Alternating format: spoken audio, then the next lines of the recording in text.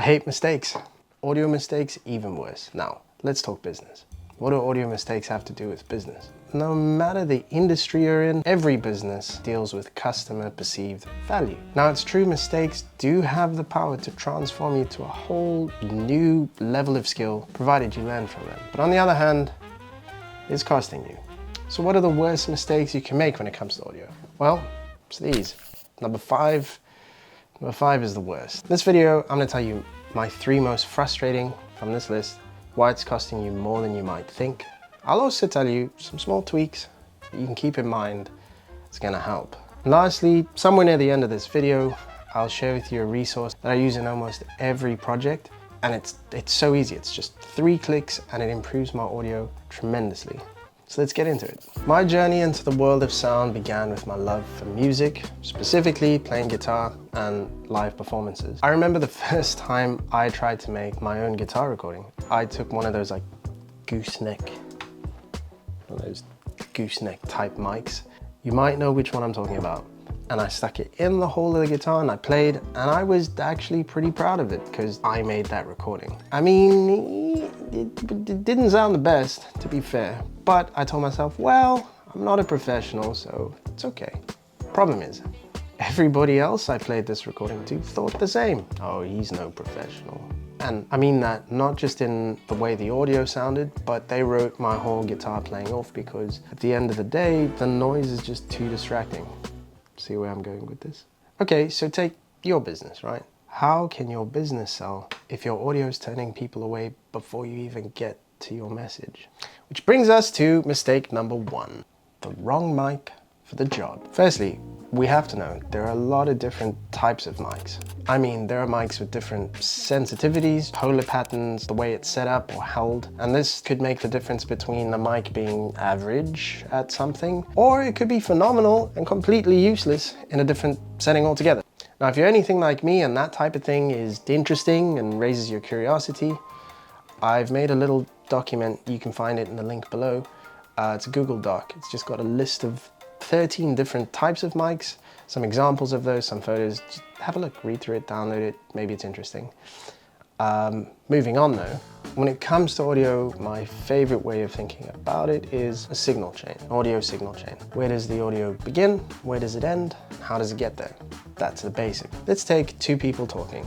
The signal begins with your vocal cords, modified by your mouth, and then the person hears it with their ears. If we consider a podcast, for example, again, the signal begins with the vocal cord or the speaker. It then goes into a mic, travels along a cable or wirelessly to a recording interface. It's then processed and then is played over earphones or speakers. And then we hear it. This creates a lot of opportunities for audio quality to be lost. An important thing to note here, as we go along this signal chain, once audio is lost, it's really hard to bring that audio quality back further down the chain.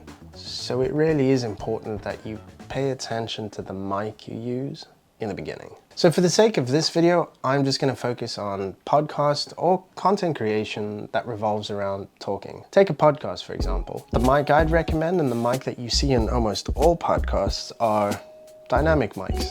I know you've seen it thanks to these guys. It's in almost every podcast. But you'll also notice those mics are positioned on a table and they've got a cable running from them. These XLR cables don't like to be moved around much, and they're pretty uncomfortable to move around with anyway. As is often the case, there are gonna be exceptions. Number 2, noisy environments. So for number 2, I want to bring to attention 2 words, noise versus ambience. So imagine Louis Vuitton's got a commercial playing and some exclusive designer product, and in the background you hear like from a jackhammer and clanking of tools. Would you still feel that Louis Vuitton is an exclusive limited edition type product or experience?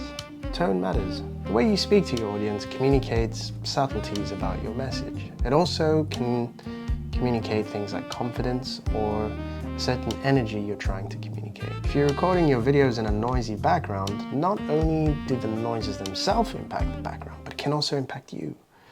You could be stressed or find yourself needing to elevate your voice, needing to strain a bit more, this could cause stress or tension and maybe dictate the tone you use into a less favorable one.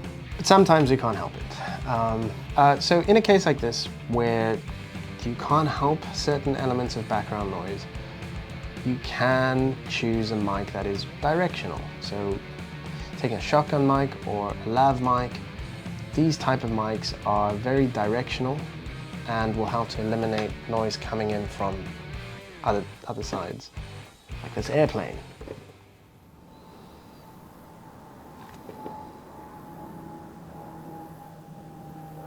Now, I did say I wanted to talk about two words, noise, ambience. The second, ambience.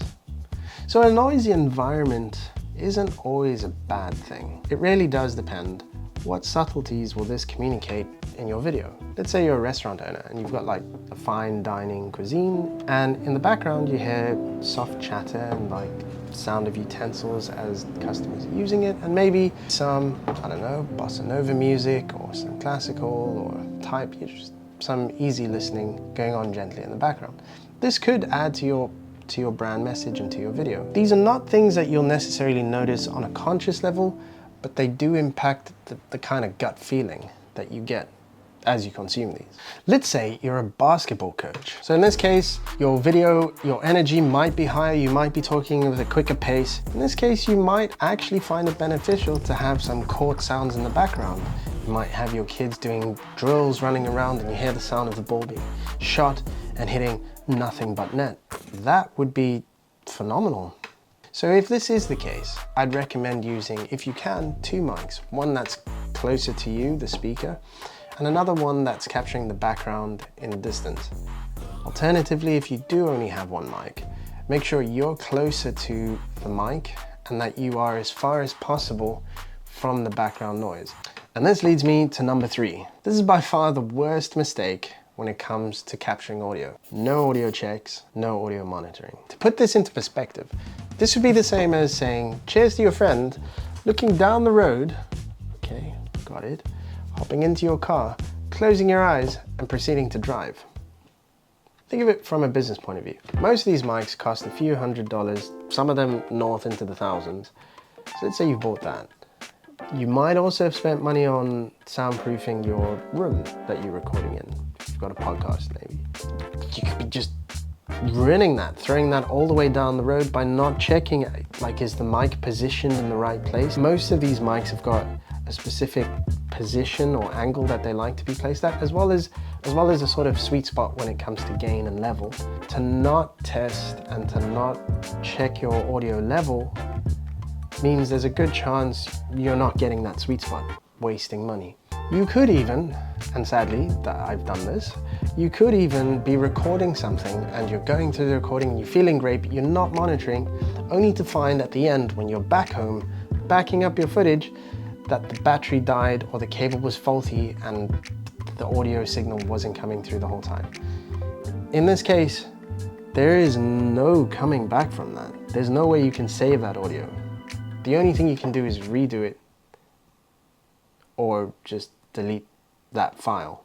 Now, before we talk about the solution to that, I do want to thank you for sticking around with me so far. This is a topic I'm quite passionate about, and having worked on audio in a few different places, and so this is a topic that is quite close to my heart, and so I'm very happy to be able to share some of the information that I've picked up along the way.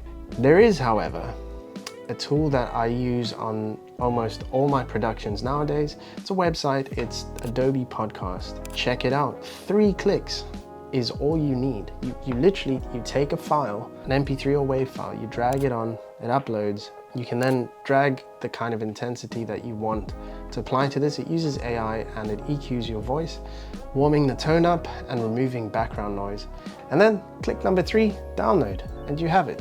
And you can use that in your file, replace your current audio with that audio, and you're gonna get a much cleaner sound. I will say, it's not foolproof. It does have a little bit of a digital sound, but with their new version at the time of this recording, they've got a version 2 out and it sounds pretty good. I know there are quite a few options when it comes to noise cancellation software, but this is definitely the simplest and easiest to use that I've found. So give it a try, see if it works for you. Okay, coming back. Right, so I recommend you do these 3 things. Do them before every recording. It's gonna save you many hours and embarrassment if you do make these mistakes.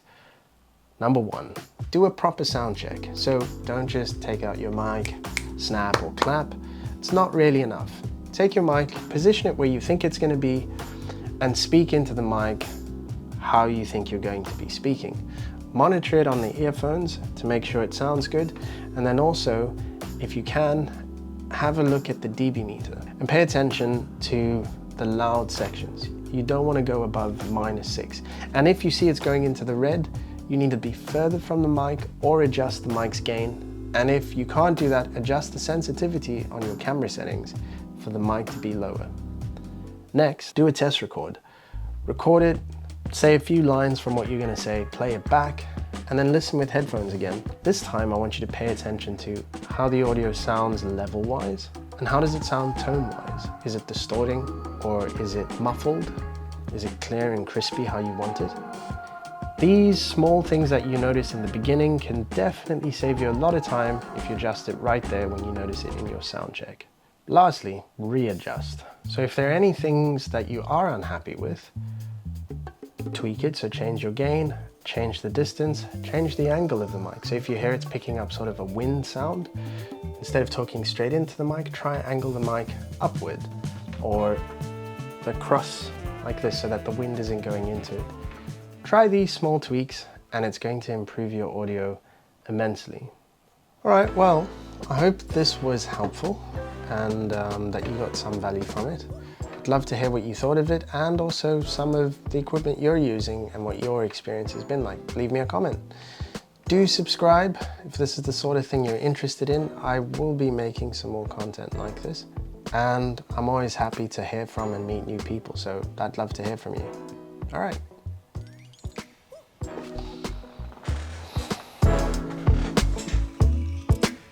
Cut.